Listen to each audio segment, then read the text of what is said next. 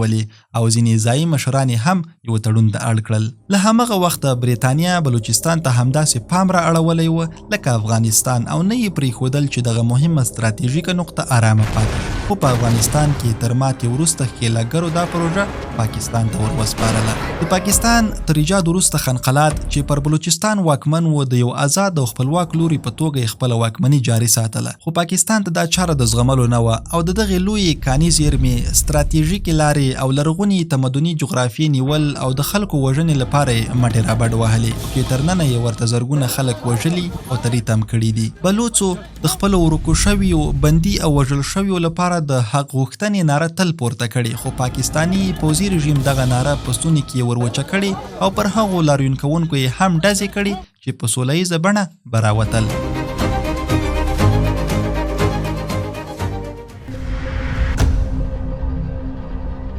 پاکستان له رامنځته کېدو وروسته تل له افغانستان سره د لستوڼي د مار په څیر چلند کړی او دلته له یو حکومت سره هم جوړ نه دی راغلی. پاکستان فکر کوي چې په افغانستان کې هر حکومت باید د دوی تر لاس لاندې وي او هره خبره یې ومني. خو د دې ستونزو پیل د 1952 لمریز کال راوروسته بربند شو. دوی د اسلامي امارت په تیره واکمنۍ کې هم امریکا ته لار ورکړه چې پر افغانستان برید وکړي او دلته حاکم نظام له پښو وغورځوي. پر افغانستان د پاکستان له فضایي حریم امریکایي الوتکې راوالوتې چې د افغانستان مختلف سیمې بمبار کړي. د برید عملیاتي، لوژیستیکي او استخباراتي خاوره د پاکستان وه او د هغه وخت ولسمشر اعلان وکړ چې دوی د امریکا ملاتړي دي. delivering and we will succeed. That is what I think.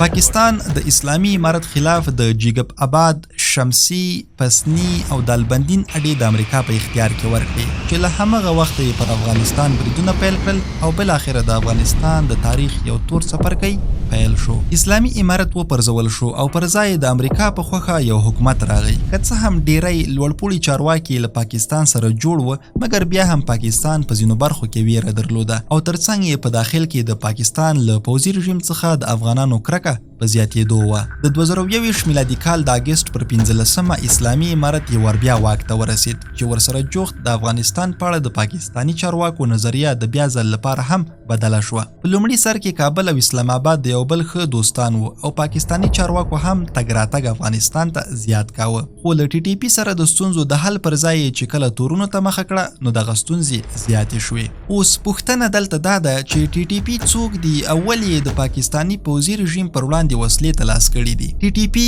یا پاکستاني طالبان د قبایلي سیمو هغه خلک دي چې د پاکستان د پوځي رژیم غلطو سیاستونو پر قبایلي سیمو ولسونو بېدریغه ظلمونو او پر میشت ځایونو یې ړندو بمباریو دې ته اړ ایستل چې په 2007 میلادي کال کې پر وړاندې ټوپک ته لاس کړي او د خپلو حقوقو لپاره مبارزه وکړي. مګر پر ځای د دې چې د پاکستان پوځي رژیم د هغوی حقوق ورکړي وای او پر وړاندې یې له ظلم څخه لاس اخیستی وای، د هغوی په لار ټکولو یې لاس پورې کړ. ښځې، ماشومان، سپینګیري او ځوانان یې په فردي او ډلهییزه توګه په نښه کړل چې دا چاره تر ننه پورې روانه ده. اسلامي امارت بیا هم د یو مسلمان ګاونډي په صفت پاکستان له ټي ټي پي سره خبرو ته کېناوه او خپله یې د دغو خبرو کوربتوب وکړ. خو پاکستاني لوري به د تفاهم پر ځای د جګړې لار غوره کوله. قبایلي سیمو ته د ور اوښتې خسارې جبران، د بندیانو خلاصون، له قبایلو د پوځ ایستل او پخواني قانون ته د قبایلو ورګرځول یې په مذاکراتو کې د ټي ټي پي مهمې غوښتنې وې چې د پاکستان لپاره یې ګټه تر اوسنۍ جګړې ډېره وه. خو د پاکستان د پوځ د نوي مشر په راتګ سره دغه هېواد د ټي ټي پي پر وړاندې د جګړې پالیسي غوره کړه چې له ګټې یې ورته تاوان ډېر وکړ. پاکستان له ټي ټي پي سره د ناکامې جګړې فشار یو ور بیا پر اسلامي امارت واچاوه او پر نړیوالو یې غږ وکړ چې ټي ټي پي له فرضي کرښې هاغاړې ده. خو ټي ټي پي به تل دا خبره ردوله او ویل به یې چې دوی په پښتونخوا کې جګړه کوي. له دې سربیرې د افغان کډوالو زنداني کولو او د دوی جبري ایستنې ته مخه کړه چې په سره ژمي زرګونه کورنۍ راوویستلې. خو اسلامي امارت بیا هم دا پیغام ورکړ چې د ستونزې اصلي ریښه بل ځای ده. پاکستان په همدې موده کې وخت ناوخت د افغانستان ځینې سیمې هم بمبار کړې او څو ځله یې امریکایي الوتکو ته هم اجازه ورکړې وه چې د دوی له خاورې د افغانستان پر فضا لوټ وکړي. د اسلامي امارت له ټولې حوصلې سره سره پاکستان بیا هم د افغانستان پر خاوره تیری او تجاوز ته رامخه کړه او بالاخره یې ان د افغانستان پلازمینه کابل وویشت. پاکستان ته منسوبو ایکس ادرسونو اعلان وکړ چې په دې برید کې د ټي ټي پی مشر په شهادت رسولی، خو نورولي محسود له مقبوضې پښتونخوا یو ویډیویي پیغام ورکړ چې دی لا هم ژوندی او خپل جهاد جاري ساتي.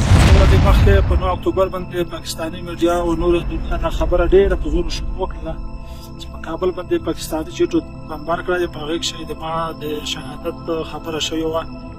اوسه پوره مو ډېر ملګري د هغې تشویش کې دي، اگر چې ما یو سعودي پیغام لیږل د تسلي دپاره پرېښاوه، نو د ملګرو په مشوره زه دې ته مجبور شو چې زه دنیا ته هم تحریک طالبان پاکستان ملګرو ته هم د پاکستان عوام ته هم د ویډیو په توسط په ذریعه باندې زه خپل دغه پیغام په داسې طرز باندې نشر کړم. سره له دې چې اسلامي امارت بیا هم د خبرو له لارې د ستونزې د حل غوښتنه کوله، خو پاکستان پر پکتیکا هم برید وکړ چې د افغان حکومت د صبر کاسه یې ډکه کړه او په یو وخت د فرضي کرښې په ټول امتداد د پاکستان پر پوځي رژیم د غچ اخیستنې بریدونه پیل کړل چې په لومړۍ شپه یې 58 پوځیان ووژل، تر 10 زیات یې ټپیان کړل او د 15 پوستو د نیولو ترڅنګ یې ځینې پوځیان اسیر هم ونیول.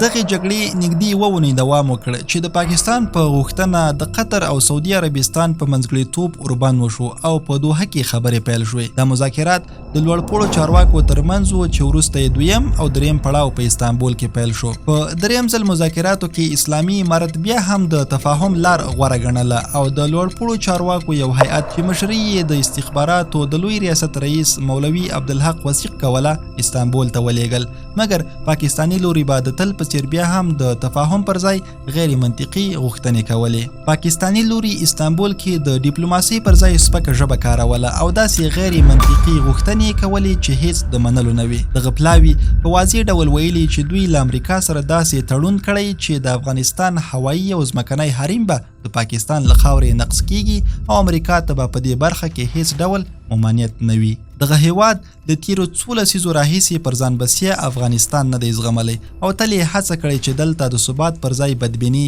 کرکه او ناامني رامنځته کړي. که څه هم ډیرو افغان حکومتونو له پاکستان سره لومړی د ورورولۍ اړیکې غوښتې، خو پاکستان تل د لستوڼي مار ختلی او افغانان یې هر ځل په دې نیت چیچلي چې بیا ژوندي ونه ګرځي.